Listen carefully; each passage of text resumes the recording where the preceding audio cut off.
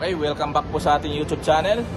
So sa video presentation na to guys, isi-share ko po sa inyo kung paano po gumagana yung electrical control or electrical wirings ng HVAC system. Okay? Yan po yung ating ipapakita ngayon. Ito po ay Zamel po na 15 tons na ang model niya po ay PY300. Okay? So, yan. Okay, so itutur ko po kayo guys sa mga parts na isi-share ko po doon sa ating video or doon sa ating diagrams na ipinapakita sa inyo. Okay, so ipapamiliarize muna natin yung mga electrical components dito sa ating electrical control ng ating HVAC, no?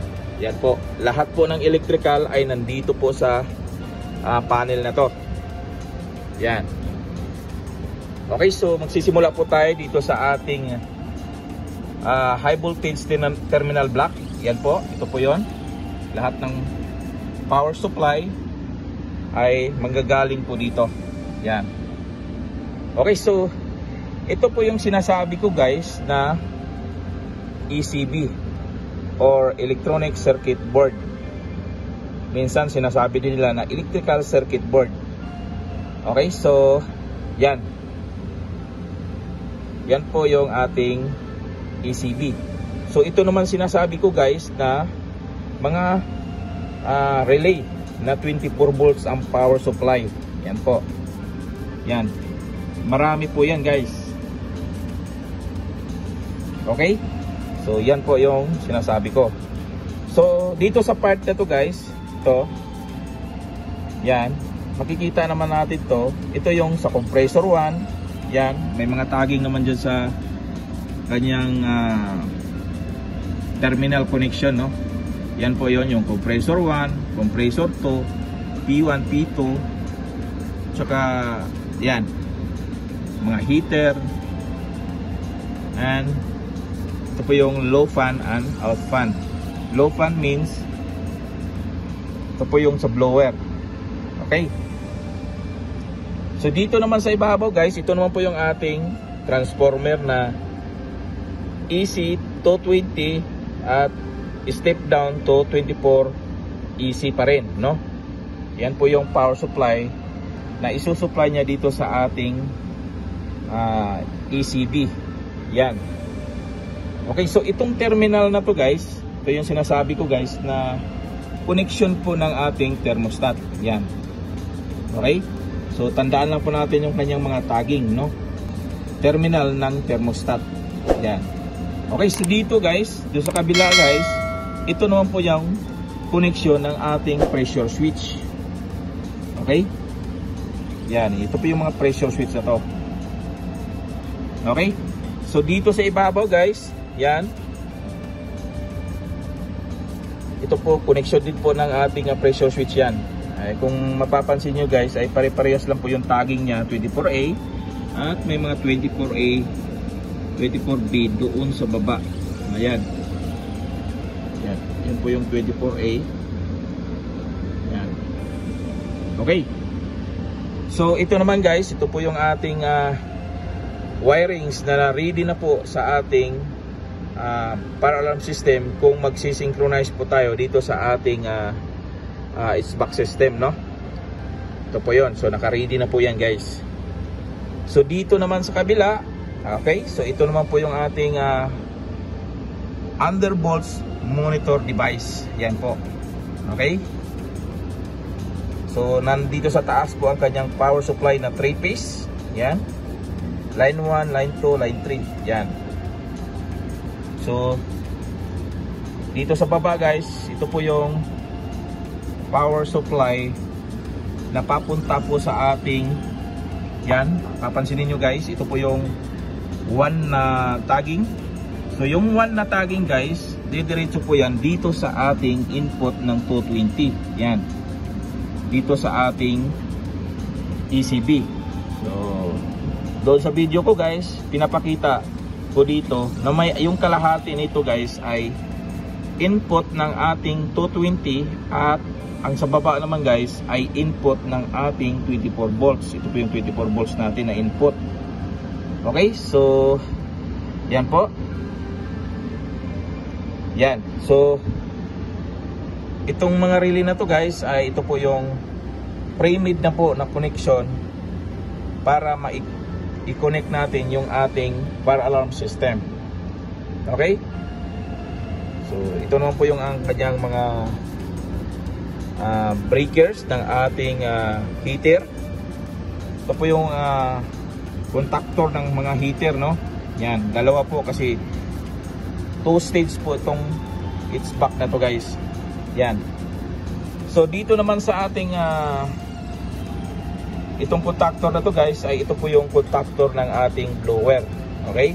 So yung blower natin ay may overload relay. Okay? Yan po yung overload relay niya. Okay, so yan. So proceed po tayo. Wire na to guys ay ito po yung nanggagaling po sa ating thermostat. Yan. So sa ating thermostat, ayan po yung ang kanyang mga tagging or tag name or code name or coding, no? Yan po, yung RCGY1, Y2, W1, W2. Yan po yung kanyang tagging. So dito po nakakonek yan lahat. So yung doon guys, itong dito, yan po yung galing dito sa taas. Yan, papunta yan po doon. Ganyan. Okay? So wag po kayong malito. Itong contactor na to guys, ito po yung sa ating fan motor, no? So dalawa po yung ating wire dito sa kanyang load side, no? Dahil dalawa po ang kanyang dinadala. Ito po yung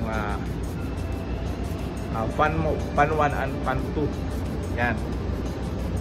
Okay, so yan po yung kanyang contactor. Okay, so dito naman sa kabila guys ay ito po yung contactor ng ating compressor. Yan. Compressor 1 at compressor 2. Magkatabi lang po yan. Okay? So dadako naman po tayo sa ating section po ng ating compressor. Okay? So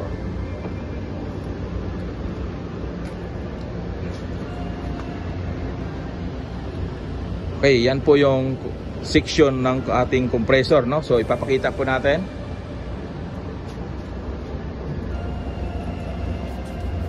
Okay, nandito na po tayo sa ating compressor. Compressor 1, okay? So, ito po yung sinasabi ko guys na discharge line ng ating compressor. Mapapansin nyo po yan guys dahil maliit po siya na copper. Wala po siyang insulator, no? Kasi mainit ka tong copper na to. Okay? So ito naman po ang kanyang pressure switch. Okay? Yan po yan. Ito naman po ang kanyang access valve, no? Dalawa po yung kanyang access valve. Okay, so dito naman po, ito po yung ating suction line. Yan, malaki po yan guys. Yan, pag suction line, usually may insulator po ang kanyang copper or kanyang tube. Okay, so ito naman po ang kanyang pressure switch. Yung pressure switch na yan guys, papunta po yan doon sa ating ECB. Makikita nyo doon guys, doon po yan nakakonect doon sa kanyang sariling terminals doon. Okay, so nasa compressor 1 tayo. So dito na po tayo sa compressor 2. Okay, so as is, parehas lang po ang kanyang piping, no? So yung discharge line ay lagi po siyang maliit. Yan, maliit lang po yung kanyang discharge line. So ang kanyang suction ay lagi po yang malaki. Yan po yung kanyang pressure switch. At pressure switch din dito sa kanyang discharge line o high side. Okay, so dito sa ibabaw guys, ito po yung ating mga fan motor. Nakahangir lang po yan. Yan, dalawa na yan. Okay, so tapos na po tayo dito sa ating compressor side, no? So dito guys, tinutur ko lang po kayo dito sa ating HVAC system, no, para at least mapamiliarize po kayo at makikita nyo kung ano po yung pinagsasabi ko doon sa aking video, no, yung itinuturo ko doon sa aking diagrams. Okay? So dito guys, dadako na po tayo dito sa ating blower motor. Okay? Kanyang contactor. At ito na po ang kanyang motor. Okay yan. Yan ang kanyang. Ito po yung evaporator guys. Yan. Yan po yung expansion valve na sinasabi ko doon sa aking video. Yan po yon. Yan guys. Papasok na po na sa kanyang evaporator. Yan. Malaki po yung evaporator. 3 layer po yan guys. So paano po gumagana po yung ating electrical doon sa HVAC system natin. Okay? So kailangan po nating i-familiarize po yung ating mga parts. Dito guys, ang gagawin ko pong example ay sa package unit po ng Zamel PY300 model. Okay? So ito po yung ating thermostat. Okay? Ito naman po yung ating electrical circuit board. Okay?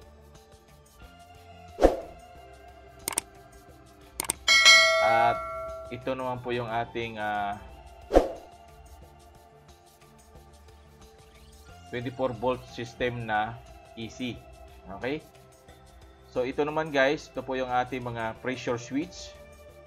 So bawat compressor ay may tig-dalawang pressure switch. Ito po yung high pressure switch and low pressure switch. Okay? So dito sa ating ipapakita ngayon guys ay 2-stage system po itong HVAC na to. So ibig sabihin dalawa po yung compressor niya.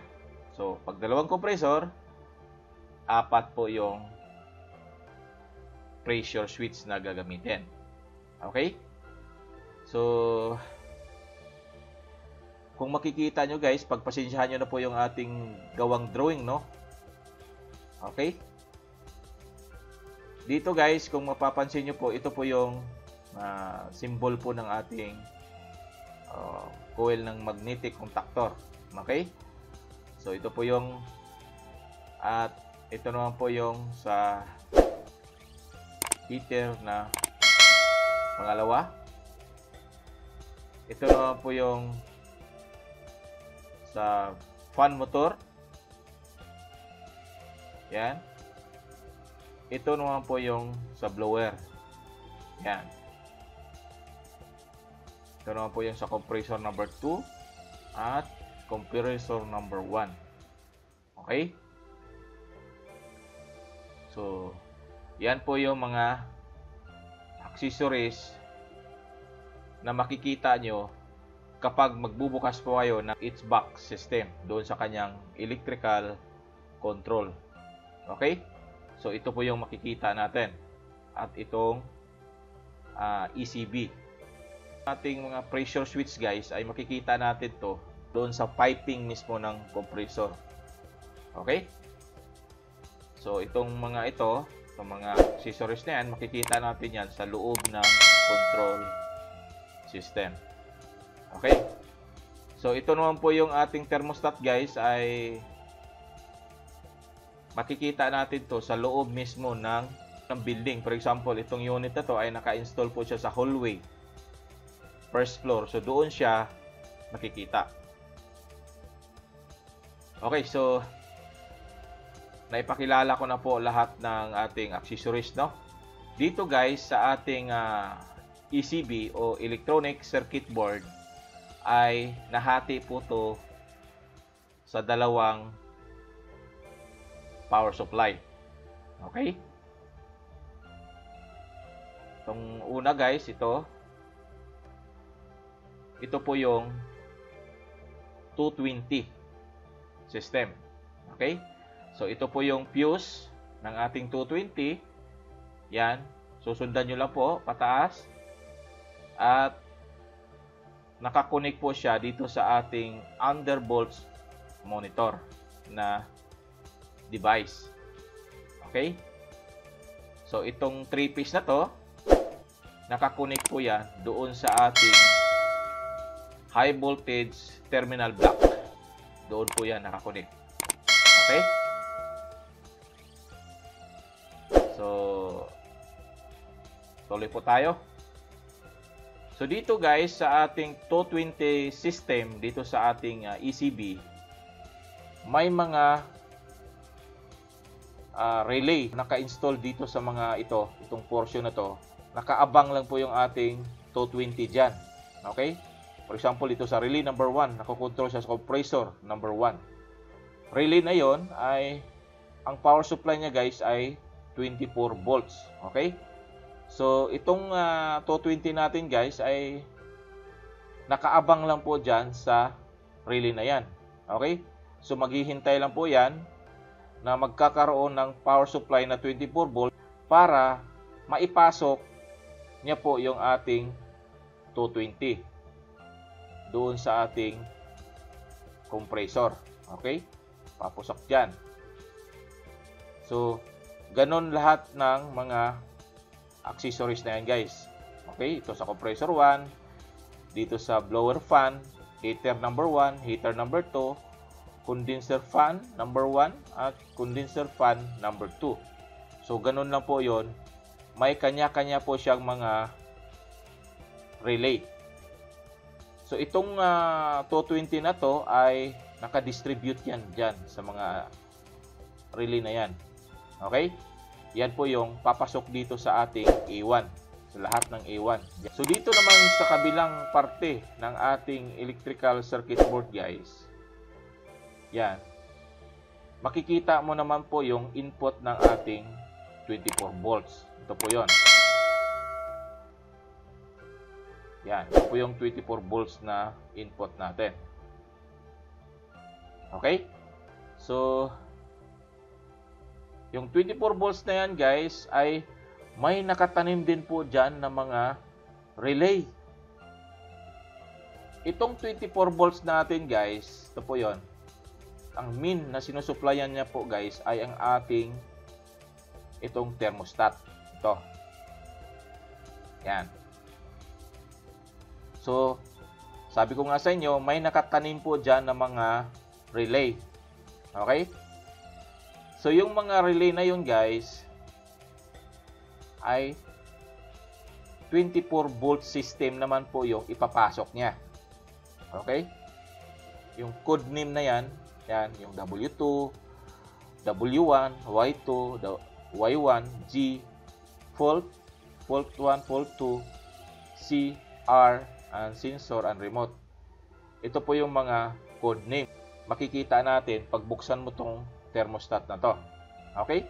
So, itong mga to guys ay connected po yan ayon sa mga coding niya. For example, dito sa W2.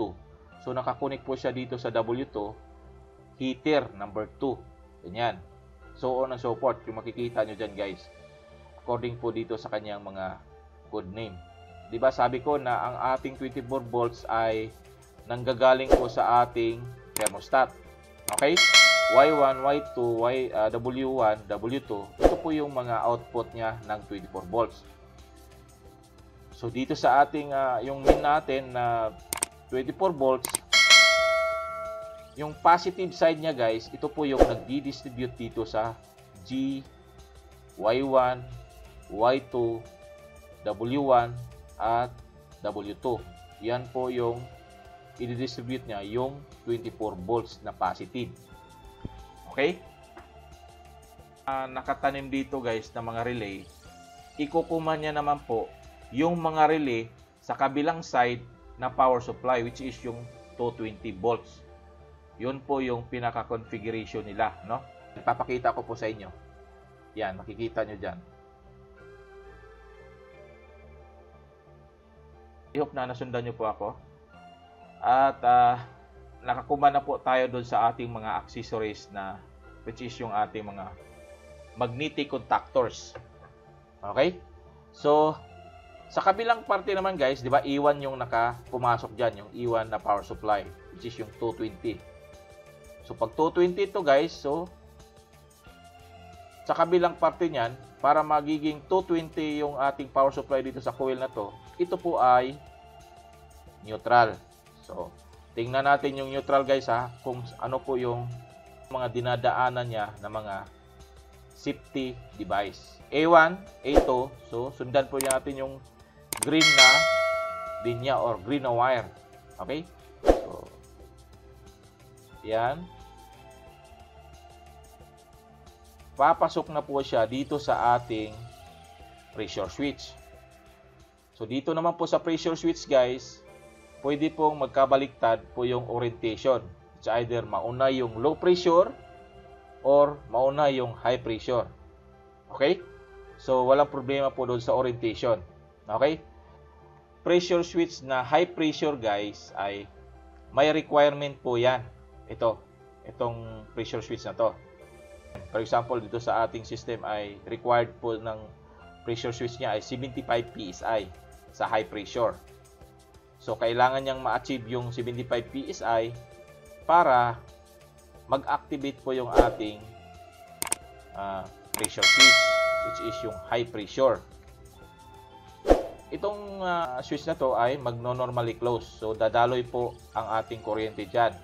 Okay?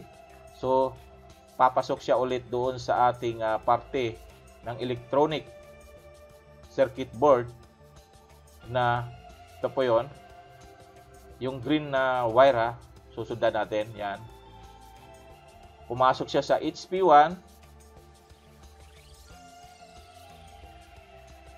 HP1E at lumabas siya sa HP1B. Okay? At pumasok siya ulit sa low pressure 1B at lumabas siya sa low pressure 1A.